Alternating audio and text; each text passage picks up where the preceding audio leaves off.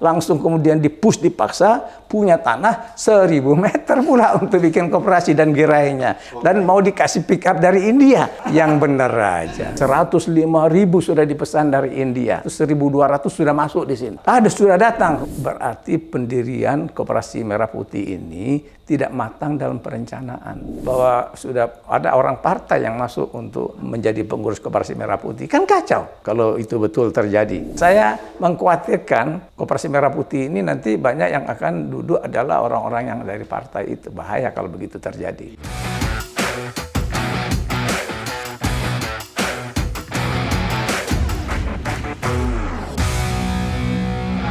Kembali bersama saya di Abraham Samad Speak Up. Netizen, seperti biasanya hari ini saya menghadirkan tamu yang luar biasa. Ini sahabat kita semua, Profesor Dr. Jo Hermansyah.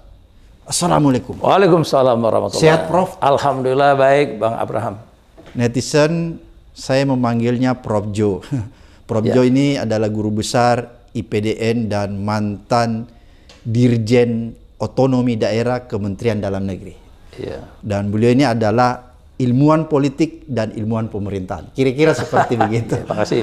Prof. Jo, ya, ini kan kalau kita lihat ya, perjalanan pemerintahan ini ada dua program unggulannya. Ya. Satu MBG. MBG ya. Kedua Koperasi Merah Putih. Ya. Dan ini yang selalu kayaknya jadi primadona. Betul. Pemerintahan ini yang selalu disampaikan kepada publik dan mendapat perhatian yang khusus juga. Iya. Tapi juga sekaligus menimbulkan pro kontra, Prof. Ya, dua program ini dan kelihatannya ada masalah juga di tingkat implementasi. Betul sekali. Baru-baru ini kita mendengar Koperasi Merah Putih ini akan dipaksakan sampai di tingkat desa, ya. Betul. Dia menyebar sampai mungkin tahap awal sampai 81. Ya, semua desa 81.000. 81.000 ya. Desa dan kelurahan, termasuk kelurahan yang di kota. Jadi itu banyak sekali nanti ya. Seluruh Indonesia. Betul. Itu kelihatannya akan dipaksakan ya dari atas. Iya, top down kan? Top down. Padahal kan Koperasi. sebenarnya kalau kita lihat prinsip-prinsip koperasi itu, Prof. Jo, itu kan dia harus ada kesepakatan. Betul. Di antara para anggota ya. Betul. Dan dijalankan secara kekeluargaan kira-kira gitu. Betul. Jadi dia sebetulnya adalah usaha ekonomi yang bersifat sosial dan dilaksanakan secara demokratis. Kedaulatan koperasi itu di tangan anggota. Jadi seharusnya dia bottom up ya? Bottom up yang baik. Dan negara memberikan fasilitasi. Nah, memberikan dukungan, kemudahan dalam permodalan. Ya. Kemudahan dalam melakukan usahanya untuk bisa memfasilitasi dengan jaringan-jaringan organisasi pemerintah, sehingga pemerintah membantu mereka untuk bisa mendapat akses ke berbagai jaringan. Tumbuh ya, bisa tumbuh. Iya, tumbuh begitu. Dan soalnya sekarang kenapa ribut belakangan ini? Dan dulu, Prof. Iya. Prof ini kan orang yang luar biasa, punya pengalaman mulai dari zaman Orde Baru ya. Iya. Bisa nggak, Prof, sedikit menggambarkan kita di zaman Orde Baru kan juga ada koperasi yang tumbuh ya? KUD namanya. Iya. Itu kan luar biasa juga ya. Iya. Kemudian di waktu di zaman SBY kemarin apa tuh BUMDes yang masih ada BUMDes juga. Iya. Itu gimana tuh perbedaannya? Jadi sama, kalau yang namanya KUD itu kan juga disetting dari pusat juga. Sama. Dibuat secara nasional dan diturunkan ke desa-desa. Walaupun kemudian dia tidak dipaksakan tetapi alamiah tumbuhnya. Alamiah? Lebih alamiah, silakan sesuai dengan keadaan masing-masing. Jadi tidak sekaligus seluruh desa. Ya kan, tidak sistem komando, berKUD komando. Nah, kemudian ada perkembangan berikutnya sekarang setelah ada Undang-Undang Desa Nomor 6 Tahun 2014. Nah, salah satu di situ di Undang-Undang Desa itu mengatur soal badan usaha milik desa. Jadi BUMDes, kalau di nasional kan BUMN, kalau di tingkat Pemda namanya BUMD. Nah, desa juga mulai belajar, ayo kamu belajar bisnis. Nah, ini usaha bisnis di bidang hal-hal yang perekonomian desa lah.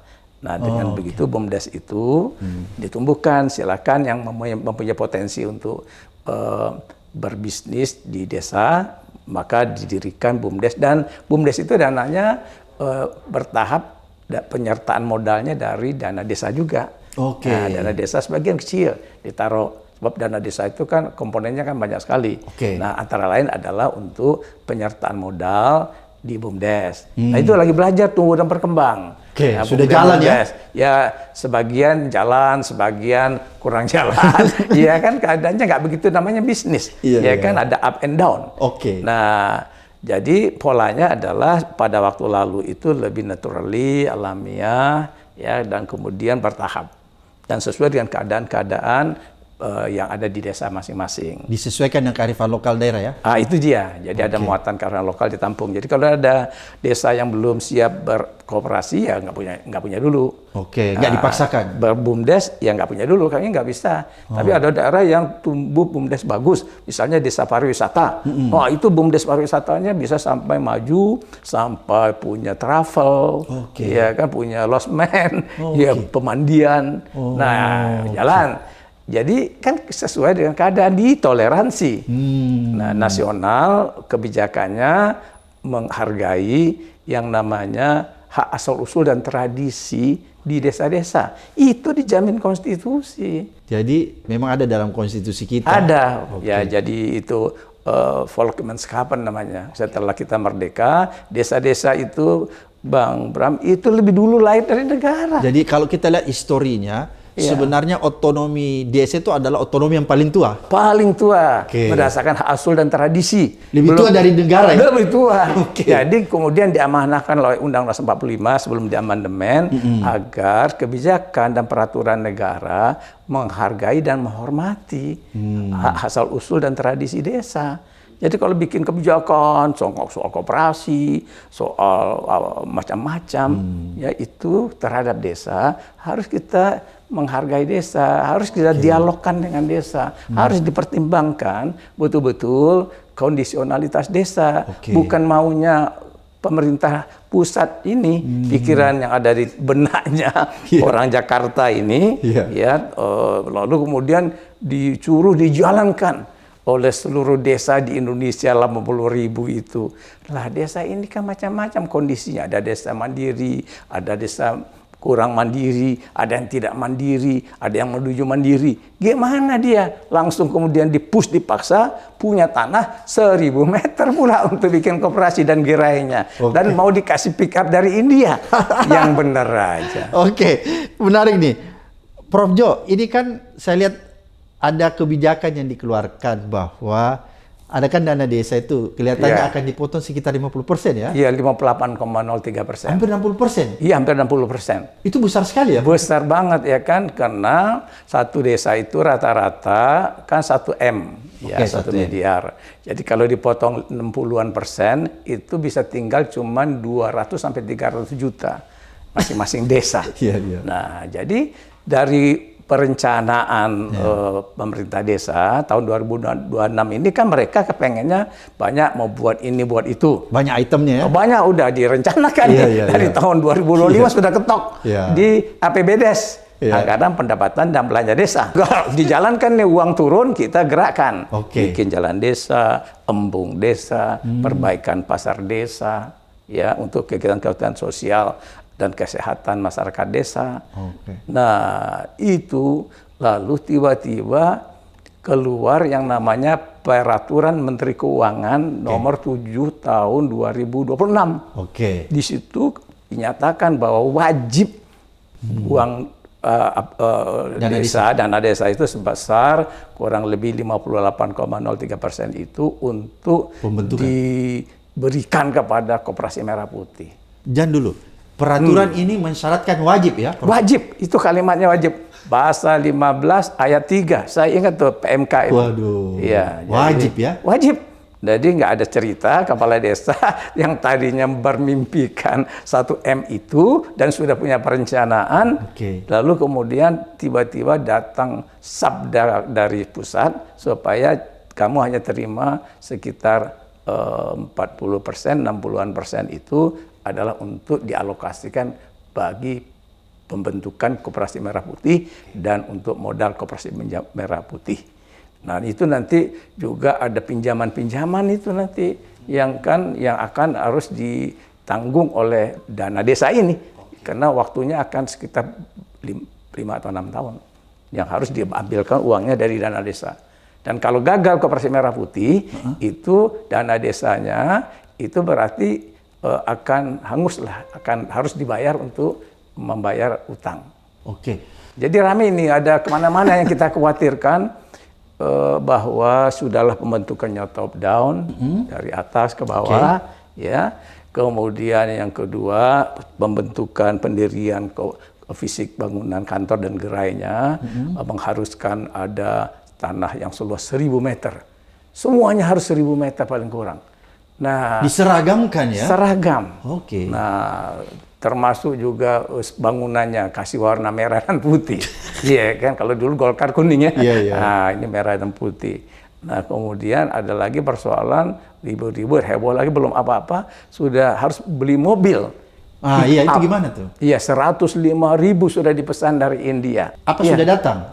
Sudah datang. Pagi ini saya baca koran, itu 1.200 sudah masuk di sini. Walaupun saya lihat Menteri Koperasi bilang ditunda, tapi sudah masuk. Sudah masuk, ya kan? Nah, itu soalnya berarti pendirian Koperasi Merah Putih ini tidak matang dalam perencanaan. Jadi kita harus matang, membuat satu kebijakan, matang dulu kebijakan, baru kita gulirkan. Kalau ini enggak, jalan dulu, ya urusan belakangan. Ini kan pola-pola tentara ini dalam mengurus negara kayak gini. Jangan dulu Prof Jo. Iya. Ini kan aneh menurut saya. Apa urgensinya pendirian koperasi itu dengan tiba-tiba pengadaan mobil? Nah itu dia, kita bingung. Karena kalau ada nggak korelasi? Ya itu nanti mungkin akan mengangkut barang-barang yang akan dibeli oleh koperasi ke tempat-tempat produksi, atau juga untuk melayani pembeli ke koperasi, toko koperasi beli nanti diantar, ya kan? Nah tapi kan itu kebutuhannya harus berkembang dulu, tumbuh dulu suatu usaha ini. Nanti sudah ada hasil ya? Nah, ada hasil dilihat, kemudian kita perlu ada beli motor dulu yang ada gerobaknya. Ya, kan ada yang kayak di desa ya. Ya, kemudian naik kelas, beli mobil yang kecil. Ya kan, baru kemudian truk kalau sudah mapan usahanya. Dan itu takes time kan, butuh waktu, Bang Abraham. Nah, kalau ini kan langsung aja simsalabim, mobil ada. Dan dari India? Dari India pula lagi.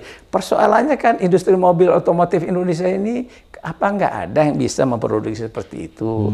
Nah itu kan juga melukai hati teman-teman di sini, dan orang yang bekerja, tenaga kerja kita kan memerlukan mobil nasional. Iya, jadi harus juga ditenggang itu dengan baik. Nah, ini contoh kebijakan yang dibuat tanpa perencanaan yang matang. Lebih saya bisa katakan tidak mengajak dan melibatkan banyak stakeholder. Jadi kita nggak bisa, pengalaman saya di dunia pemerintahan lebih dari 40 tahun, mulai dari eselon 5, 4, 3, 2, 1 sudah saya lewati semua. Betul dari bawah, Prof. Dari bawah sekali. Pekerjaan saya dulu ngurus koperasi unit desa, ngurusin pembangunan dengan dana desa. Karena saya tamat APDN dulu. Masih APDN ya? APDN. Langsung kemudian kerja kepala seksi pembangunan perekonomian desa. Nah, itu kerja kita. Pengalaman nih, Prof. Nah, jadi kita tahu nggak bisa bikin kebijakan, lalu bangun tidur, lalu bikin kebijakan. Ya kan nggak bisa. Matang dulu, rencanakan dengan baik, bertahap. Ada desa yang memang sudah tumbuh ekonominya, bikin koperasi. Prof Jo, itu kan kalau saya coba kembali ke belakang, pernah suatu ketika Pak Prabowo itu berpidato, dia mengeluh tentang dana desa. Dia katakan bahwa dana desa ini tidak sepenuhnya dijalankan secara maksimal. Kira-kira gitu ya. Iya, disentuh itu kemarin dalam rapat kerja dengan kepala daerah. Betul sekali. Perlu optimalisasi. Kira-kira gitu bahasa-bahasanya. Betul. Iya. Apakah ada keraguan dari Pak Prabowo tentang penggunaan dana desa selama ini, sehingga tiba-tiba dia punya pikiran bahwa mungkin bagus supaya dana desa itu bisa optimal, kita potong aja 60%, masukkan ke koperasi merah putih. Atau gimana, Prof? Nah, kalau saya menganalisisnya, ada kemungkinan memang 10 tahun dana desa ini kan mulai besar ya. 1 miliar ke atas itu ketika lahir Undang-Undang Nomor 6 2014. Nah, yang dibikin SBY. Kemudian naik Presiden Joko Widodo, dan dialah yang menikmati undang-undang ini untuk bisa kasih desa 1M lebih. Nah, dan berjalan 10 tahun. Nah, dalam praktek ya kebelakangan ini timbul berbagai macam kasus korupsi kepala desa. Nah, Bang Afran tahulah soal korupsi ini bagaimana penyakitnya. Mungkin kepala desanya nggak ngerti tata kelola juga. Nah, mungkin salah satunya itu ya. Itu dia, mungkin juga kontrol atau pengawasan lemah, ya. Dan terjadi praktek korupsi dana desa yang melibatkan kepala desa dan perangkat desa. Nah, memang sih ICW misalnya datanya kecil, nggak sampai 1% dari jumlah kepala desa. Nah, tetapi mungkin pusat membacanya ini sudah sangat berbahaya, ya kan, habis saja untuk oleh kepala desa uang dana desa itu. Asumsi lah. Nah, juga memang kepala desa ini kemungkinan asumsi itu nggak salah juga, karena kepala desa ini kan naiknya lewat pilkades. Ya, pemilihan langsung. Kalau di Jawa ini pilkades, Bang Abraham itu miliaran. Jadi orang mau jadi kepala desa itu keluarin duit sampai miliaran kalau di Jawa. Di Jawa. Kalau di kampungnya Prof Jo? Kalau di tempat saya itu nggak tertarik begitu, nggak terlalu begitu. Tapi Jawa lah ya kan umumnya itu miliaran. Karena ada tanah bengkok. Nah, itu yang diperebutkan. Itu. Dan kemudian juga akhirnya juga dana desa salah satu objek yang untuk bisa kembalikan modal. Ini mirip-mirip kepala daerah juga. Nah, dia belajar juga dari atas ya kan. Nah, itu mungkin begitu. Jadi lalu ada rencana cara lain, nggak usah banyak-banyak kasih desa. Jadi ini kalau 230 juta itu persis seperti zaman dulu, zaman Orde Baru lah, itu cuma 100.000 satu desa, kecil aja, ya kan. Tapi desa itu kemudian mengkapitalisasinya dengan cara menggalang swadaya dan gotong royong. Makanya dana 100.000 meningkat hasilnya 1 juta. Ya kan, dengan digotong-royongkan, bikin irigasi itu jadi sepanjang sekian meter. Nah, itu dulu begitu polanya. Jadi betul-betul ada gotong royong ya? Ada gotong royong, masih hidup. Kekeluargaan. Tapi, kalau zaman dana desa, ini udah mati itu gotong royong. Mati, karena masyarakat bilang ini udah ada uang. Iya kan, ngapain lagi kamu minta-minta tenaga kerja kami suruh gotong royong. Nggak mau masyarakat. Nah, malah kepala desa memproyekkan dana desa itu. Nah, dari situ itulah salah kaprah. Jadi kalau salah kaprah di situ, perbaiki tata kelola. Tata kelolanya bukan langsung mengambil. Bukan dipotong, pembinaan dan pengawasan. Kalau koperasi Merah Putih mau dibentuk, on top itu carikan uang lain. Nah, supaya nggak terganggu pelayanan publik di desa dan tidak terganggu percepatan pembangunan desa. Kalau ini pasti yang 10 tahun itu langsung akan slow down, percepatan pembangunan desa akan turun, dan yang kedua terjadi penurunan pelayanan publik oleh desa. Ya, nah, karena uangnya dipotong, dipangkas, diambil oleh koperasi. Sementara koperasi belum mampu memberikan kontribusi pasti untuk masyarakat desa. Karena dia baru 1 tahun 2 tahun ini belum apa-apa. Ini 1 tahun ini pemerintahan Presiden Prabowo kan baru penyiapan kantornya, penyiapan dasar hukumnya, penyiapan pengurusnya sedang berjalan sekarang, ya kan? Dan ada yang sudah mulai bergerak, tapi kan sedikit sekali jumlahnya. Dari 80.000 itu mungkin 1.000 nggak sampai. Prof Jo, menurut pengalaman Prof Jo nih, berapa tahun sih lamanya sebuah koperasi yang ada di katakanlah KUAD yang dulu apa di desa itu baru boleh kita lihat dan kita bisa simpulkan bahwa dia tumbuh, dia punya hasil itu kira-kira berapa saya lihat dari pengalaman dulu membina koperasi di kampung saya itu, ya kan, di daerah-daerah di mana saya pernah bertugas. Itu awal-awal 1 tahunan itu baru untuk menata pengurus, menata gedung kantor, bidang usaha. Kemudian tahun 2 baru kita mulai mengembangkan sayapnya. Nah, meyakinkan orang untuk anggota untuk bisa memutar roda organisasi koperasi. Tahun 3 baru kita mulai mendapatkan hasil awal. Nah, baru tahun 4 berkembang, tahun 5 bisa 5 tahun paling cepat itu baru dia tumbuh. Nah, Koperasi-koperasi yang mapan itu 10 tahun, 15 tahun, baru bisa menjadi satu koperasi yang bisa bergerak di bidang usaha ekonomi desa sambil juga bisa terlibat dalam fungsi-fungsi sosial lainnya koperasi itu. Oke, Prof Jo, ada nggak ya pengalaman Prof Jo misalnya setelah 5 tahun atau 6 tahun, Ya, ternyata misalnya kalau koperasi ini kita lihat dia susah tumbuh.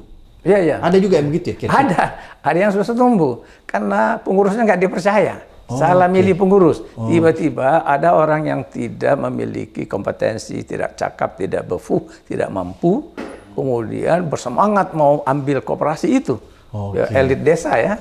Nah, saya juga khawatirkan nih koperasi merah putih ini jangan-jangan ada kalangan tertentu yang bersemangat mau ambil tapi tidak memiliki kecapapan, kompetensi manajerial, kompetensi teknikal, dan kompetensi sosial kultural untuk bisa mengajak rakyat, masyarakat berpartisipasi menjadi anggota koperasi.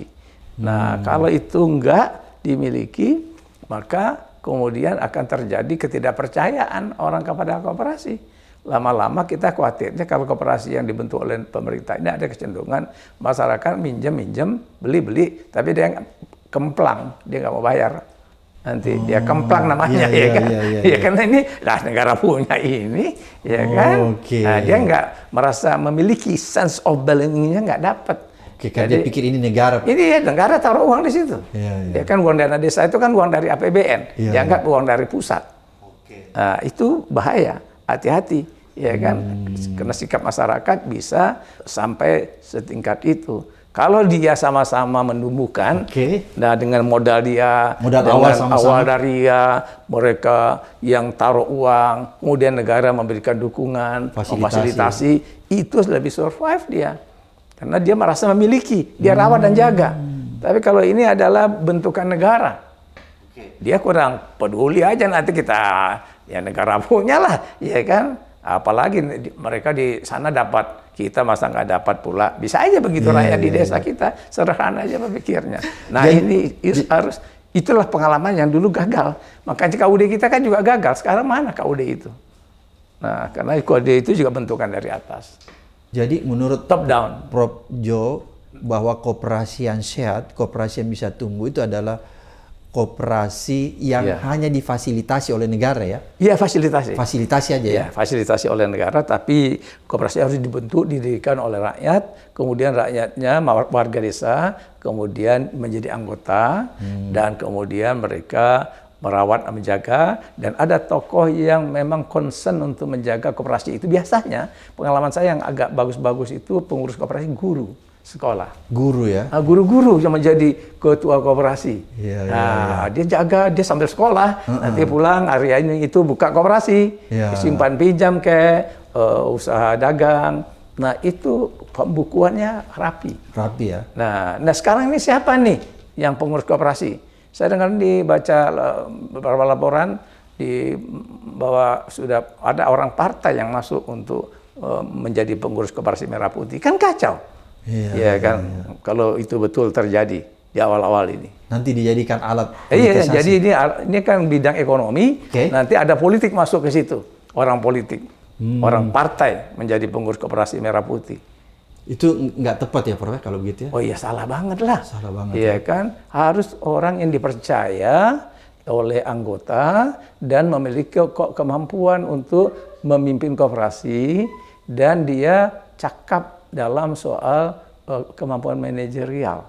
Nah, guru-guru punya kemampuan dan ilmunya, tapi butuh pengalaman untuk bisa menjadi manajer koperasi yang baik.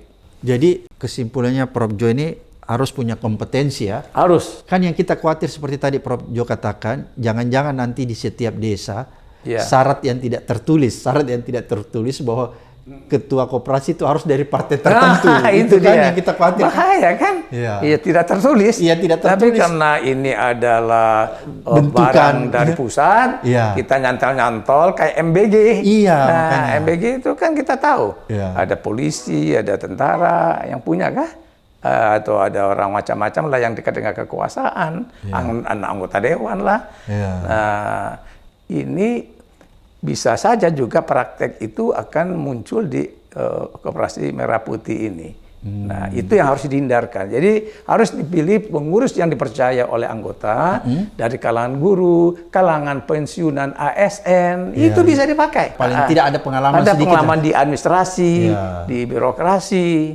Tapi kalau orang yang pengalamannya di partai ngurus itu, waduh, Bisa berabe nih, Prof. Nah, saya mengkhawatirkan Koperasi Merah Putih ini nanti banyak yang akan duduk adalah orang-orang yang dari partai itu. Bahaya kalau begitu terjadi. Iya, yang kita khawatirkan jangan sampai nanti ada aturan tidak tertulis Tidak tertulis. bahwa yang harus jadi ketua koperasi itu adalah dari partai tertentu. Kan Nah, itu yang bahaya ya. Itu bahaya sekali. Dan kecenderungan ke sana mulai terlihat ya, Prof. Ada fenomena itu, ada laporan-laporan yang saya baca bahwa kan karena didorong ini dengan paksa bahwa koperasi ini harus segera dibangun. Ya kan, misalnya tanah 1000 meter itu melibatkan tentara-tentara di wilayah untuk bisa minta ke desa menyediakan tanah itu.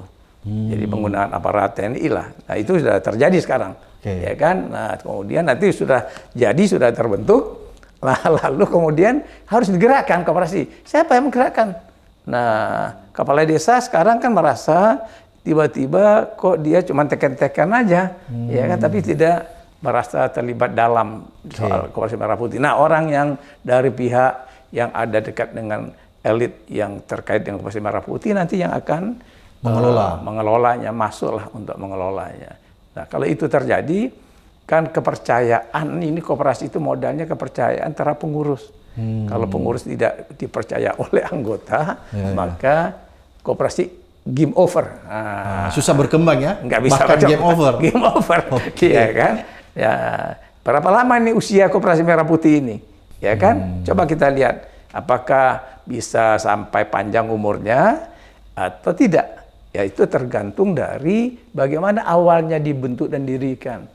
Kalau awal dan dibentuk didirikannya ini tidak dengan melibatkan seluruh stakeholder, dengan menempatkan warga desa sebagai orang yang menjadi anggota, ya, dan pemerintah tidak berfungsi sebagai fasilitasi, tapi lebih berfungsi sebagai yang mendirektif langsung, ya. Nah, itu mungkin akan tidak baik nasibnya. Jadi oleh karena itu maka sebelum itu terjadi, ini kan baru awal. Harus dicegah ya? Iya, kita kan berpikir ini ada hal-hal yang agak ganjil-ganjil. Harus dibenahi dulu. Harus dibenahi dulu. Nah, semangat kita adalah, ayo nih betulin dulu. Udahlah, kok beli mobil pickup ngapain? Belum dulu. Ya, jangan ditangguhkan aja dulu. Ya, koperasi itu juga jangan 1000 meter. Ada desa yang mungkin baru tumbuh ekonominya, mungkin bisa 500 meter. Jangan diseragamkan. Jangan. Di desa kelurahan yang cari tanah 1000 meter susah di kota-kota. Kalau kelurahan mungkin berapa.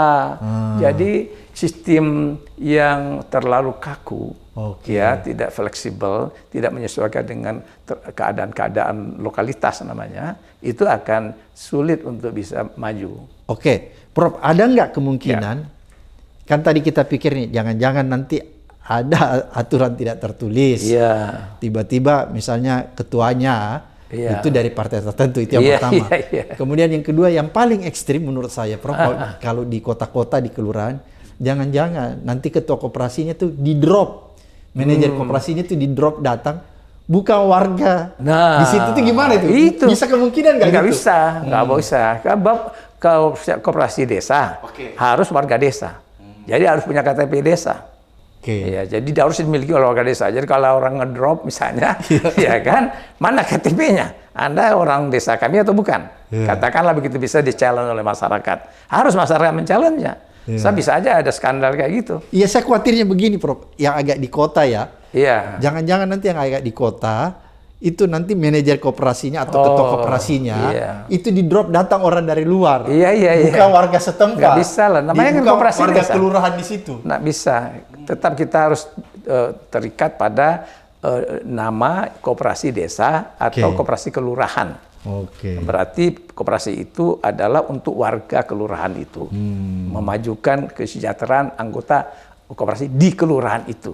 Jadi kelurahan lain lah urusannya, ya kan? Jadi disitulah ditumbuhkan kemampuan manajerial dari warga di kelurahan itu atau di desa itu. Prof, apakah nanti Koperasi Merah Putih ini unit usahanya itu Jangan sampai yang saya khawatir begini, Prof.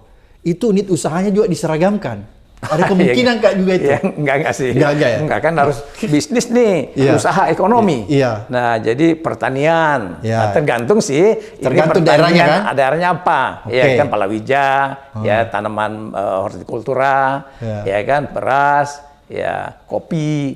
Nah, kemudian ada perikanan. Nah, ada pesisir ya, nelayan-nelayan, bisnis perikanan. Ada supermarket. Supermarket, ya perdagangan lainnya. Perdagangan. Nah itu dia bisa lakukan untuk masuk ke situ. Tapi jangan juga belum apa-apa kan sudah ada statement semua gerai-gerai dari tertentu itu nanti kalau sudah Koperasi Merah Putih berjalan harus ditutup. Lah itu piye? Kenapa Yang paling kasihan begini, Prof. Kalau menurut saya, ada kan itu sekarang di kota-kota ada orang sebut Madura Mart. Iya, ya, itu UMKM kan? Itu kan, Madura itu Mart. gimana tuh kalau ditutup kan kasihan itu. UMKM kan sebenarnya Madura Mart kan. Iya ada. betul. Lihat kan, Prof? Sama di kampung saya Minangkabau Mart namanya. Iya, Minangkabau Mart. Mart. Pokoknya ada mart-mart yang lokalitas. Iya, lokal. Jadi nggak ada bukannya Kalau punya. di Jakarta ini kan banyak Madura Mart. Iya banyak di sini 24 jam. Iya, 24 Mereka jam. orang Madura kan kok kuat. Iya, itu kalau nggak jangan pakai tidur. sampai itu bisa kena itu kalau misalnya. Kena itu. Kalau pakai pernyataan tadi yang mentah itu belum jelas apa. Termasuk kena juga di kampungnya Prof. Jody. Saya kampung saya juga berarti kan ditutup itu yang genuine, yang asli. Ya UMKM. Mereka di sana itu nggak mereka menumbuhkan sendiri. Ya kan dengan pengalaman cara mereka tumbuh berkembang. Lalu Koperasi Merah Putih harus meniadakan mereka. Nah, itu juga sangat kurang bijaksana. Oke. Apa yang menjadi catatan penting nih Prof sebagai pembelajaran? Iya. Saya melihat begini, pembuat kebijakan di nasional terhadap daerah, terhadap desa, itu betul-betul jangan kacamatanya kacamata sentralisasi. Jadi kacamata terpusat. Harus melihat Indonesia ini yang multikultural beragam. Sabang Merauke. Nah, harus ada fleksibilitas dalam membuat kebijakan supaya bisa disesuaikan dengan kondisionalitas lokal. Jadi keadaan orang di Aceh, orang di Bugis, di Minangkabau, di Papua, lain-lain. Nah, jadi kita harus menyesuaikannya. Kita bikin pedoman-pedoman umum saja, kebijakan-kebijakan yang memfasilitasi saja, yang memudahkan, lalu mereka yang akan menurunkannya pada tingkat lokalitas. Nah, dengan begitu itu akan tahan lama dan akan dimiliki program dan kegiatan itu oleh mereka, tumbuh dan berkembang, maju, apakah di bidang pemerintahan, perekonomian seperti Koperasi Merah Putih ini. Ya, itulah kira-kira yang penting dilakukan dan jangan berambisi menyeragamkannya untuk seluruh Indonesia, one policy fit for all itu. Dan jangan berambisi pula misalnya untuk membuat ukuran-ukuran yang terlalu kaku, ya kan, yang harusnya ukuran-ukuran soal luas tanah segala macam itu disesuaikan dengan keadaan-keadaan setempat itu dan libatkan pihak Pemda. Kalau pusat mau bikin kebijakan, dia libatkan kepala desa, kecamatan. Nah, sehingga dengan demikian dia menjadi kebijakan yang dimiliki oleh semua unsur, karena permintaan usaha ini kan multi level. Kalau enggak kan cuma seolah-olah ini punyanya pusat kebijakannya, bukan kebijakannya Pemda, bukan pula kebijakannya kita di desa. Nah, itu kan tidak baik bagi Indonesia yang majemuk ini, yang harus memperhatikan desentralisasi dan otonomi asli desa itu. Yang penting bahwa menurut histori otonomi yang paling tua itu adalah di desa ya. Dan itu harus tetap dipertahankan. Disebut dengan nama otonomi asli. Otonomi asli, otonomi desa harus kita rawat dan jaga dan tumbuhkan sesuai dengan keadaannya. Negara hadir untuk memperkuatnya, memperkuat otonomi asli itu, bukan melemahkannya. Oke. Terima kasih Prof. Luar biasa nih apa yang disampaikan. Mudah-mudahan mencerahkan kita semua ya. Amin, amin. Mengedukasi kita sekaligus menuntun kita nih Prof. Untuk melihat sebuah kebenaran yang ada di depan mata kita. Sampai ketemu di episode berikutnya di Abraham Samad Speak Up.